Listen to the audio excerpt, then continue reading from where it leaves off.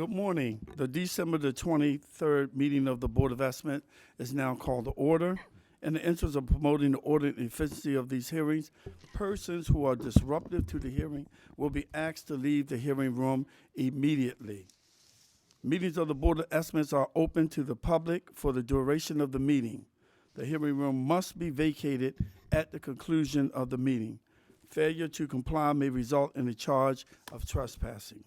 Madam Deputy Controller, are there any corrections, additions, or deferrals on the agenda? Good morning. For today's agenda, I have a correction on page 136. The submitting agency is listed at the top of the page as Department of Transportation. Please delete that and replace it with Department of Recreation and Parks. We did receive a response to a protest for pages 122 to 123 for items 3 and 4 from Santos Construction Company. Also, the protests from M. Louis Construction for that same item, pages 122 to 123, items 3 and 4, has been withdrawn. Therefore, that item will not be heard, and that item, pages 122 to 123, items 3 and 4, will move to the routine agenda. The board received a protest for pages 126 to 128, item 8 from the Coalition to End Childhood Lead Poisoning. That item will be moving to the non-routine agenda. A protest was received from Ms. Kim Trueheart for pages 1 to 141, all items on the agenda. The board did receive and review Ms. Trueheart's protest, however, it will not be heard. We have 2 items that are being deferred. Page 16 and page 17 are being deferred to the next meeting, which will be January 13th, 2016. I have the following abstentions to note. The Honorable Mayor Rawlings Blake will abstain on page 60 for Baltimore Clay Works. Page 67, Live Baltimore Home Center. Page 69, the National Aquarium. Page 96, item 30A. Page 97, item 30F and G. And pages 126 to 128, item number 8. The Honorable President Young will abstain on pages 35 to 36, items 1 through 4. Page 42, items 16 and 17. Page 43, item 19. Pages 96 to 99, items 30B, D, and E. The Honorable President Young will also be voting no on page 22, page 23, page 24, page 25, page 26, and page 51. The Honorable Comptroller Pratt will abstain on pages 96 to 99 for item 30C, page 100, page 101, and pages 117 to 119. As a result of those changes, the only item that remains on the non-routine agenda is pages 126 to 128, item number 8. Mr. President and members of the board, those are the corrections, protests received, withdrawal protests, the deferrals, the abstentions, as well as the no votes that have been submitted. Thank you. I would direct the board members' attention to the memorandum from our office dated December the 21st, 2015, identifying matters to be considered as routine agenda items together with any corrections and additions that have been noted by the Deputy Controller. I will entertain a motion to approve all of the items contained on the routine agenda. Move approval of all items on the routine agenda. Second. All those in favor say aye. Aye. All opposed, nay. The motion carried. The routine agenda has been adopted. The first item on the non-routine agenda can be found on page 126. to 28, 128. Items number 8, recommendations for contract awards rejection, B50004729, Residential Energy Conservation Program. Will the parties please come forward? Tim Krust, City Purchasing Agent. This is the award of B 504279 Residential Energy Conservation Program for the period January 1, 2016 through December 31, 2018, with 2 one-year renewal options to 5 firms: Northeast Energy Services, Civic Works, American Energy Solutions, Accurate Insulation, and Hawkeye Construction. Okay. So, good morning. I'm Ruth Ann Norton. I'm the president and CEO of the Coalition in Childhood Lead Poisoning, also known as the Green and Healthy Homes Initiative. We're here to formally issue a protest on the awards and ask for reconsideration to add our organization. We have been so integral, I think, in raising up this idea and implementation and effectiveness of how we approach healthy, safe, and energy-efficient housing. And in fact, the program is in part designed around work that we have brought through the 8 young men from Baltimore City who implement this work on our behalf. I think we have a proven practice and quality and outcomes for the city that are very clear and may not have come as well across in the verbiage of how we presented it, but I think the facts are that this organization is a critical partner to the green, healthy, and sustainable housing work. We have a proven practice, and we have 8 young men who I think have raised up to do extraordinary work. We do know that one of our partners who met the state certification for MBE, WBE, was in fact not certified by MBUE. And we have already taken steps to replace that when we were made aware of it. We have a very strong staff. We have the equipment, the capitalization, and the leadership in hand. We have our program is led by Wendy Webster, who's here with me in the audience, who joined our organization in the past year from Wegmans, where she did a lot of the scaling work for that organization. And I think we just have the right management and the right skills and quality, and we would ask for reconsideration. Thank you. Thank you. Mr. Cross, could you tell us about the MBWE, why she wasn't allowed to cure that problem? Since they've been doing this for, how many years have you been doing this? 23. In the city of Baltimore, proven track record. Have most of her employees are residents of the city of Baltimore, and you know that's big with me. I certainly do, Mr. President. Our precedent on MBE, WBE goals is that if we have no compliant responders, those who we need to award to are given the opportunity to come into compliance with goals. In this case, we had at least 5 companies who you see on this award who were completely compliant with MBE and WBE goals, and therefore that precedent would not apply. Well, how many? Do you know how many of their workers actually live in the city of Baltimore? I do not, Mr. President. All of them All of them, from all of the other ones. on our crews that I'm do talking this. about the other. Oh, the other- sorry. The one who won the award. I do not. Do not know. Does anybody know? Excuse me, Mr. President, if I may.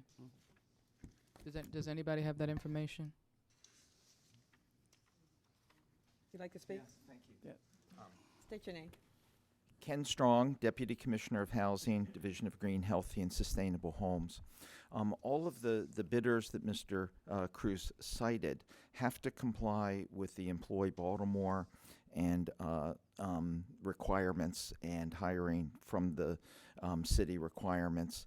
I don't know exactly how many currently are city residents or employed from the community. We strongly encourage it, and we work with those companies to maximize the impact of hiring from the community, and I know some have very high records of doing so. If I may, Mr. President. Yes. Do we know if this process was subject to the increased, we put in place where certain contracts would get the benefit of a higher score if they went above and beyond with their Baltimore hiring? It was not. That is not in place yet, and this was certainly on the street before those discussions concluded. And to go on Mr. Strong's point, this actually is governed by local hiring as opposed to Employ Baltimore, which would require that 51% of Right. any new employees involved in this contract would be city residents. If I may, the only concern that I have is with the fact that while the discussion, the implementation of that rule is happening after this, I guess, contract was let or the RFP was released, this vendor, I think, is just outside of the cutoff. And my concern is, we have this hiring plan in place. If that consideration could have, Actually, Madam Mayor, it would not with the particular problem that we have with the goals. The particular problem that we have with the goals would override any credit that a proposer would have received as a result of those resolutions. The problem with the goals, I take it, is, and I'm a little bit unclear whether it's a problem with one MBE or two MBEs, and maybe Mr. Billups can address that. And as you said earlier, the difficulty is our prior practice has been to allow compliance to take place after award if there were no other bidders who were fully compliant at the time of the award. And unfortunately for the protestant, there are other vendors who are fully compliant with the subcontractor MBE requirements. That is correct. I actually have Mr. Billups' report in front of me. The goals that his office set were 27% MBE and 4% WBE. After two of the MBEs were determined to be non-certified in the city system, their actual performance came down to 18% and 4%. I'm sorry, is Mr. Billups confirming that? A nod of the head doesn't show up on the record. Courtney Billups, Chief of the Minority and Women's Business Opportunity Office. Two MB firms that were listed by the Coalition to End Childhood-Lead Poisoning were AirServe at 6% and Worldwide Plumbing at 3%. Neither of those firms were certified with the city, so that 9% couldn't be counted towards their goal, which meant their MB participation was at 18% and the goal was 27%, so unfortunately we had to find them non-compliant. So a question, I guess, for Mr. Strong. In the event, and this is not a predictive question, but a hypothetical question, in the event that the protest is not sustained, so what role does the coalition represented by Ms. Norton currently have in working in this area with the city, and what role would you anticipate the coalition would have going forward, again, if the protest were not to be sustained this morning? Thank you, Mr. Nielsen. I wanted to state for the board that it's our opinion that it's in the best interest of the city and the citizens to include the coalition in the contracting pool for this program. And the reasons I say that, with all due respect to the scoring and the minority and women business issues, which I think could be cured, that GHHI is uniquely qualified to braid healthy home improvements with weatherization. When children have severe asthma, GHHI, also known as the Coalition, can reduce asthma triggers in homes and weatherize the home in a cost-efficient manner, and many children don't go to the emergency room when those services are coordinated. GHHI is also a sub-grantee in our new HUD grant, which the board in the routine agenda just approved today for $3.7 million. And it includes healthy home improvements that complement lead hazard reduction. And that role of the coalition, so again, the predicate of my question was, if the protest is denied, what role would the coalition have in the program? And the first part of your answer assumed that the protest isn't denied, but is sustained. But the second part, I take it, is telling us about work that the coalition would continue to do under a separate part of the program. That's correct, and the reason I bring that up, even though it is a separate program, is that in our application to HUD, we said that weatherization and healthy home improvements would be coordinated with lead hazard reduction. So this complicates the. It does. Can I, I mean, I guess I should finish my statement. It complicates what we have submitted to HUD. Yes, it does, Madam Mayor. How does it complicate it? Just out of curiosity. We stated to HUD in our application that was accepted and now approved that the coalition and GHHI would be coordinating the healthy homes part of the budget along with weatherization, which has healthy home funds, and have more impact and synergy in green and healthy homes work. That's what we said. And we anticipated in our application and named the coalition with the expectation that they were then and would be continuing to be a weatherization contractor. How long was the RFP process that led us to this point in the weatherization program, Mr. Kress or Mr. Strong? I don't have the initial dates that was put out. I would assume that it took at least 3 months, if not longer. And to restart and redo would be 3 months. If we went out with Yeah. very similar specifications. I mean, my concern, and I'm sure it's shared by other members of the board, is that we put an RFP out, we established rules, we established criteria. They included minimum technical scores. They included a certain number of contractors to be selected. And so those rules that were clearly articulated in our bidding process, the coalition has run aground on those rules, as well as on MBE rules that we don't, under these circumstances, ever waive or overcome. Under these you circumstances. didn't run aground No, of I'm any sorry, other but- rule. No, I understand, but what happened was you submitted, I gather, state certified firms that are not city certified. And so historically, and I can't say ever, forever and ever back before my time, but unless we have an absence of successful bidders, who have complied with the MBE requirements, which is not the case here, then we don't allow post-award corrections of that problem. In my, if I may, Mr. President, the challenge I have is I think all of us up here understand the RFP requirements and the need to be MBU compliant.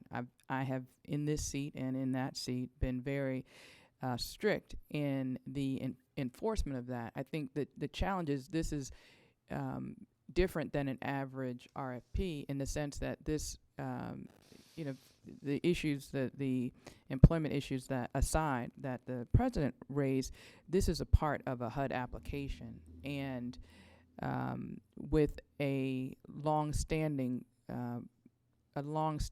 partner in the work, and I don't want to put us in the position of being of misrepresenting to HUD how we plan to implement our weatherization and all of those things. So that's the complication that I have. So is it possible that they could be included since they're named in the application? Or should we just defer this and Yeah. everybody sit around and Ma- try to get this And straight? if I, would suggest that we defer. Okay, I entertain a motion. I move to defer resolution of the bid protest until January 13th. If you'll all please come back on January 13th, and we'll work hard on seeing if there's a way to work through this to everybody's benefit. No promises there is, but give us some time to do that. understand, and if may I make Let one me statement? Finish the motion. Sorry. Second. All those in favor say aye. Aye. All opposed, nay. The motion carries. You can go ahead. So first of all, I want to thank you for your consideration. And I, in building this organization, one of the things I want to do is give young people an opportunity to grow in their roles. We had a young person who helped put this application together, and we made a mistake on checking the certifications. But I want to say something about the MBE, WBE compliance and how we do this. My father implemented affirmative action in the state of North Carolina in 1970. And I very much want you to know that we believe in these goals, deeply in the values of our organization and in our leadership in that. And so I want to be very, very clear about that, and I appreciate your consideration. Nobody doubts that. Thank you. Okay, there been no more business before the board. This meeting will recess until bid open at 12 noon. Thank you. Happy holiday to all.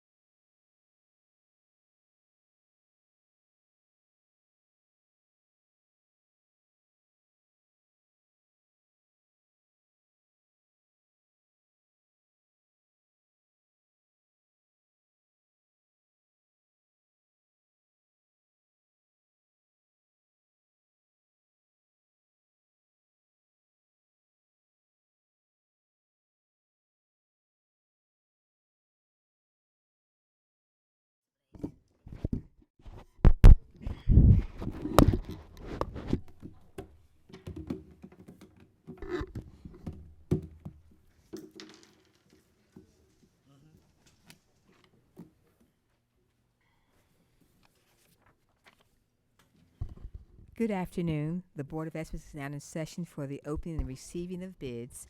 I have the following addenda to read for today. SC 901R, Patapsco Residuals Transfer Station at the Patapsco Wastewater Treatment Plant. Please change the bid due date from December 23rd, 2015 to January 20th, 2016. Okay.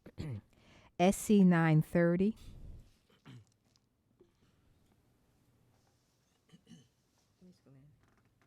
Where's Glenn?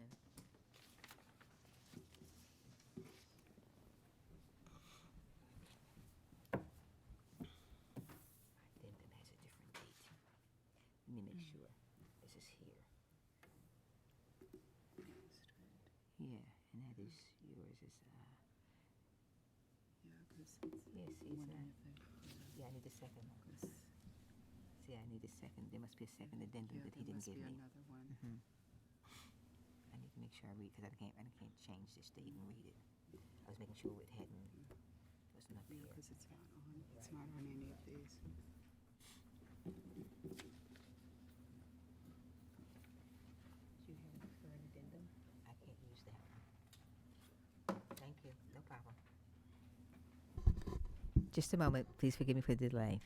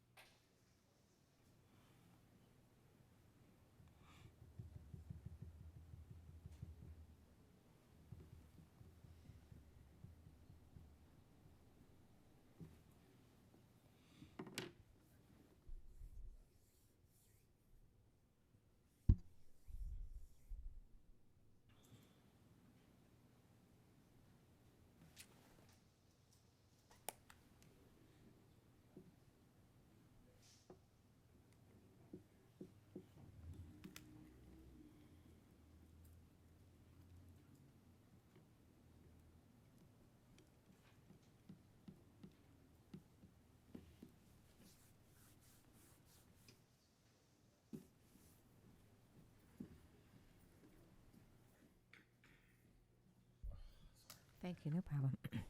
Okay, good afternoon. I'm still reading the addendum for today. The second addenda is for SC 930, Clinton Street Sewage System Improvements.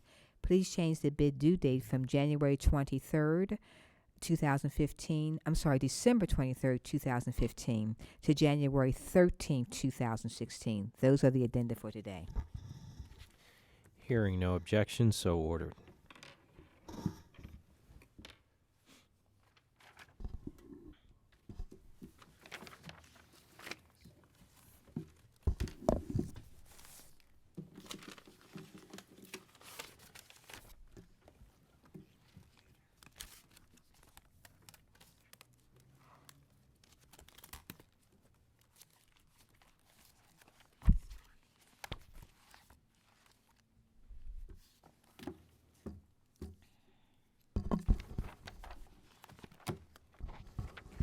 WC 1190, Montebello Filtration Plant 1, Improvements, Electrical Distribution.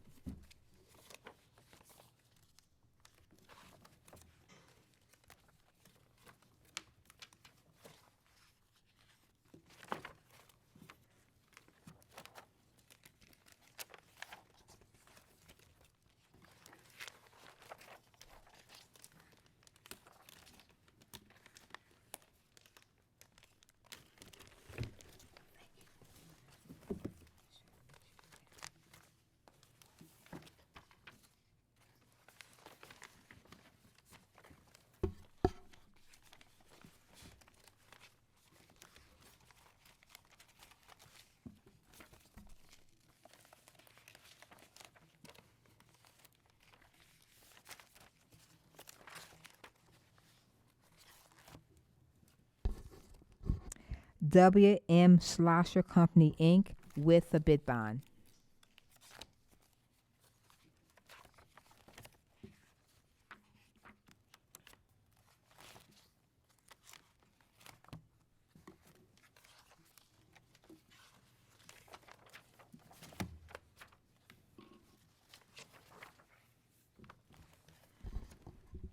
Okay,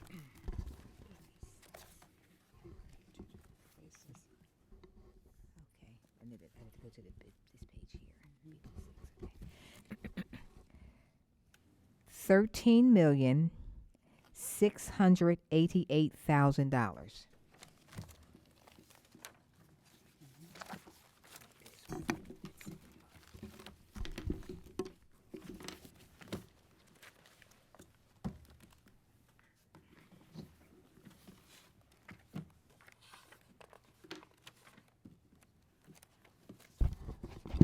And that bid was with a bid bond for W.M. Schlosser. Enterprise Electric Company with a bid bond.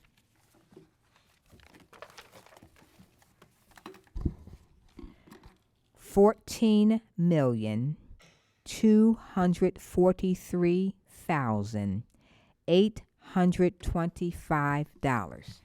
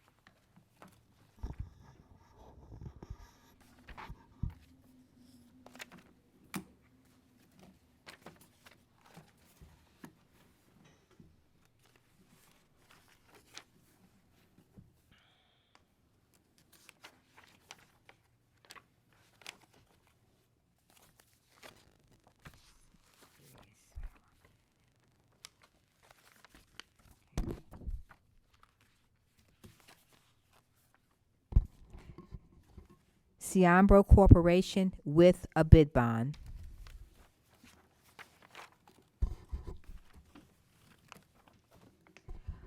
$14,888,000.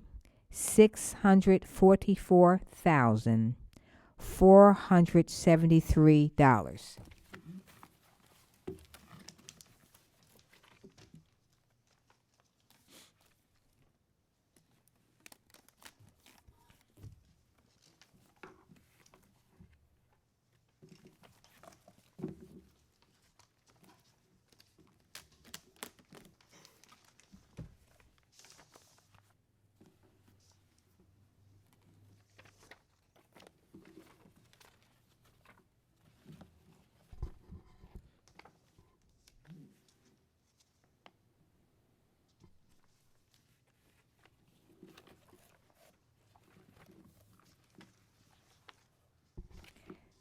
The Whiting Turner Contracting Company, Inc., with a bid bond.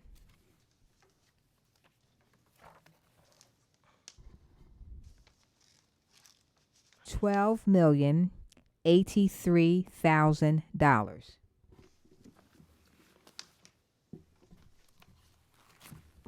Refer these bids to the Department of Public Works for tabulation and report.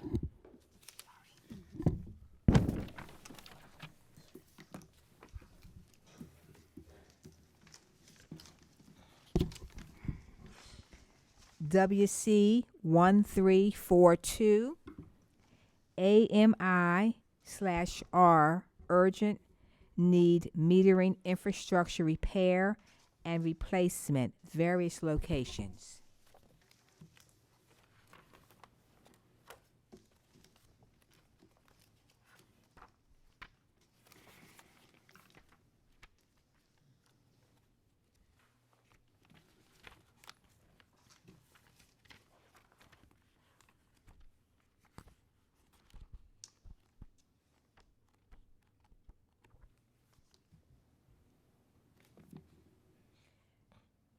Anchor Construction with a bid bond.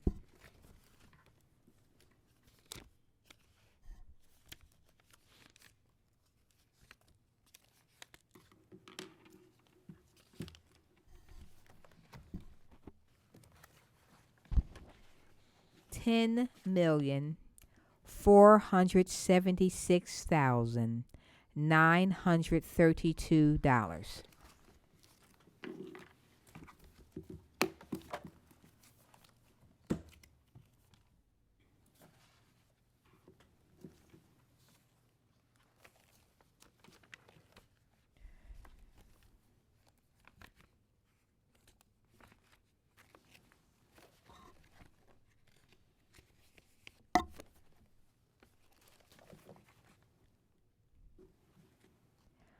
R.E. Harrington Plumbing and Heating, Inc., with a bid bond.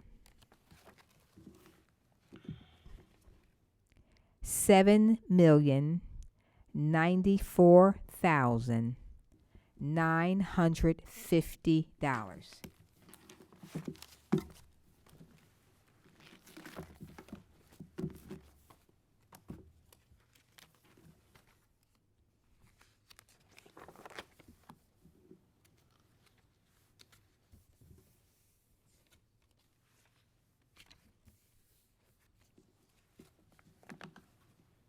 Civil Construction, LLC, with a bid bond.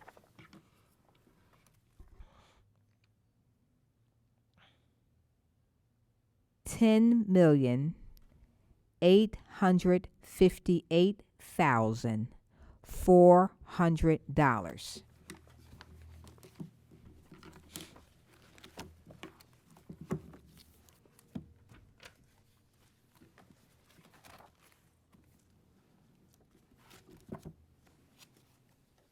Spiniello Companies, with a bid bond.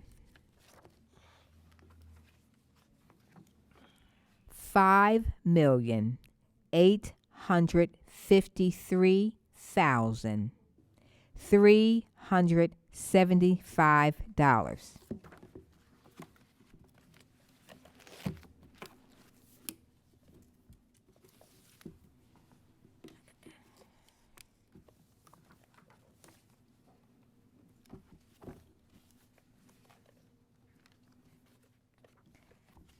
Metra Industries with a bid bond.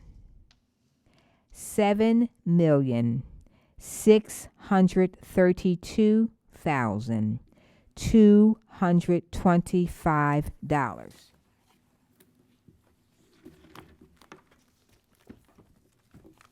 Refer these bids to the Department of Public Works for tabulation and report.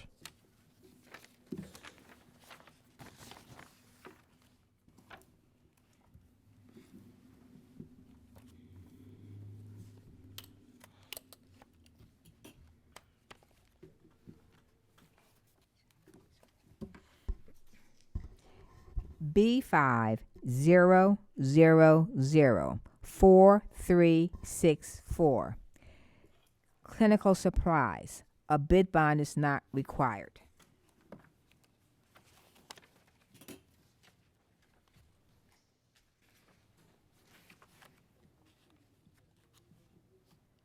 School Nurse Supply, Inc.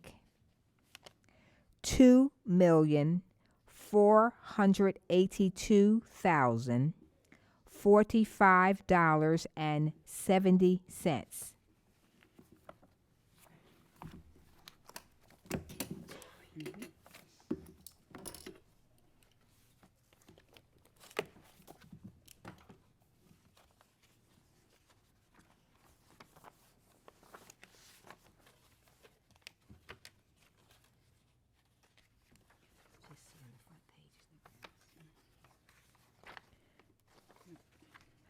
Cole Medical, Inc. $2,411,499.47.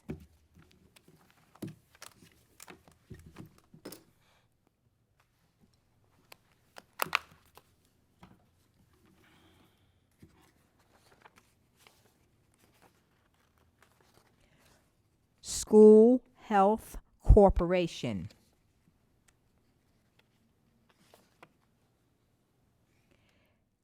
$2,618,361.70.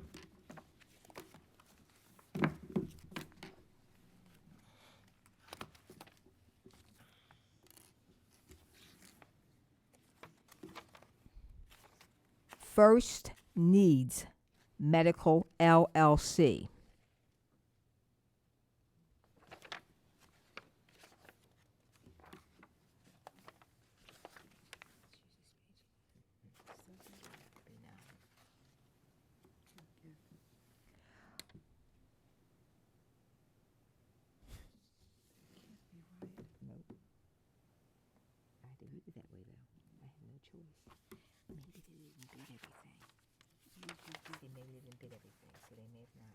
Here's the extended calls. Or they did it wrong. These numbers. They didn't do their extensions maybe. But I have to read what they have. I must read that. Again, this is First Needs Medical. $1,610.29. Could you read that again? Sorry. $1,610.29. Refer these bids to the Bureau of Purchases for tabulation and report.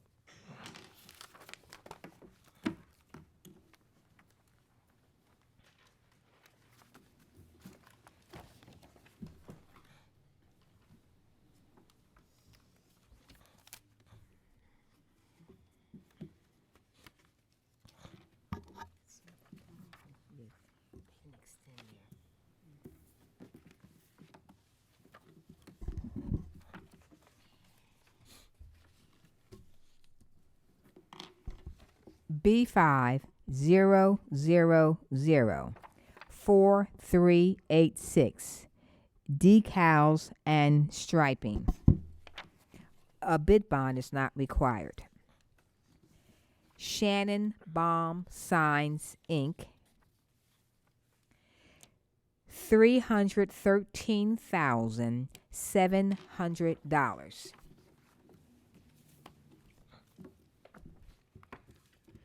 Refer this bid to the Bureau of Purchases for tabulation and report.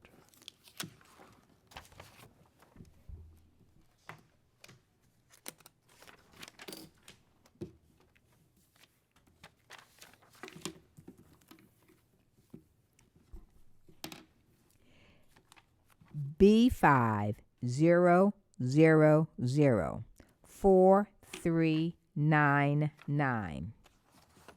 Hydro Seeding Service.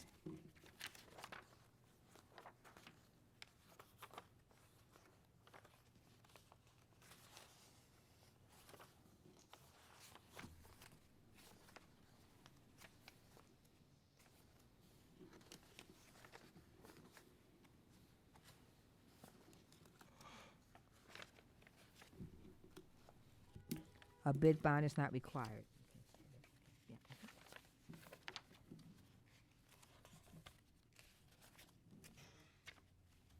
P&J Contracting Company,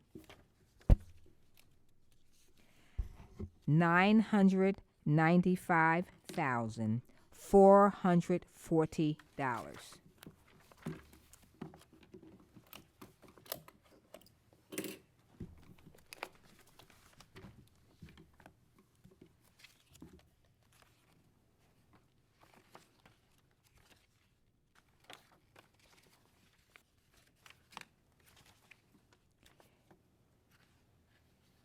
Erosion Control and Landscape Services, Inc., $540,319. Refer these bids to the Bureau of Purchases for tabulation and report.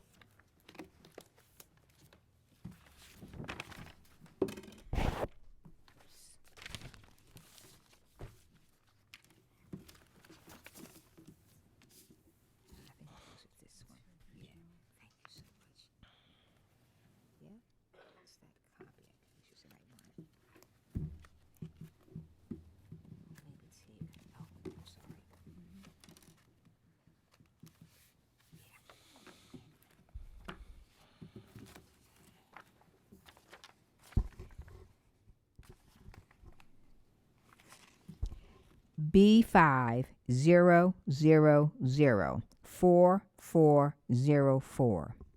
Visionaire Lighting Fixtures. A bid bond is not required.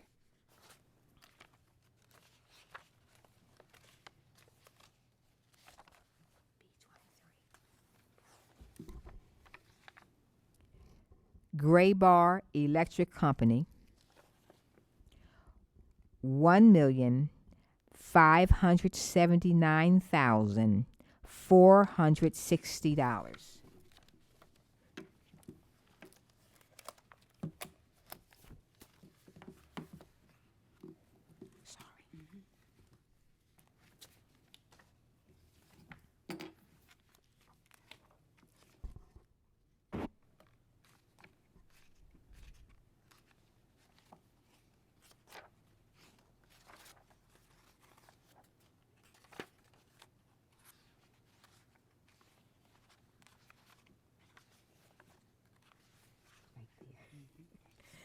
Enlighting LLC, $2,344,720.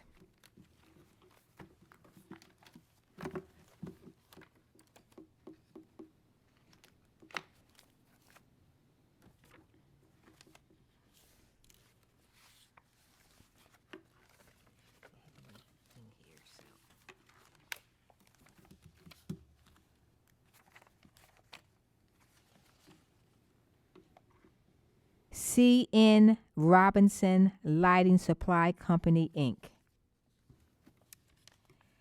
$1,628,000.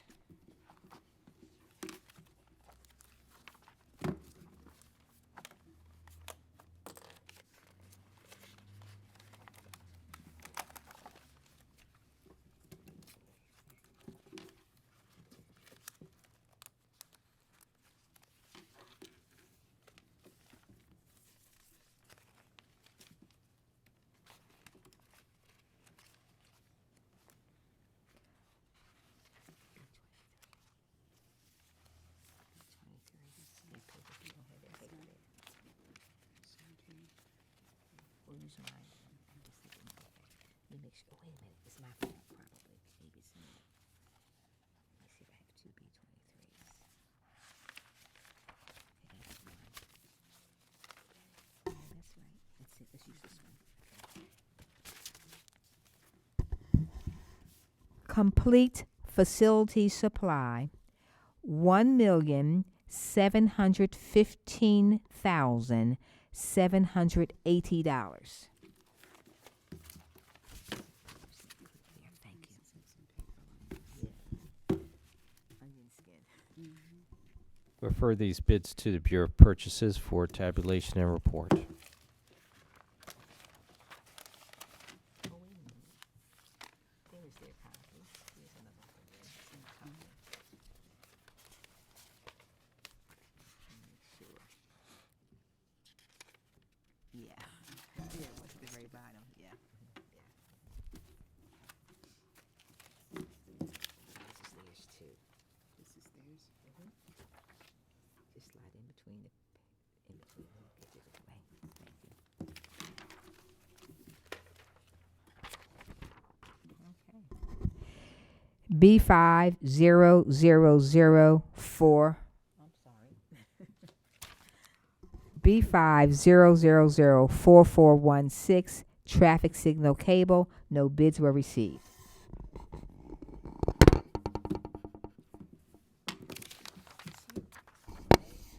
There being no further business, we are adjourned till January 13th, 2016.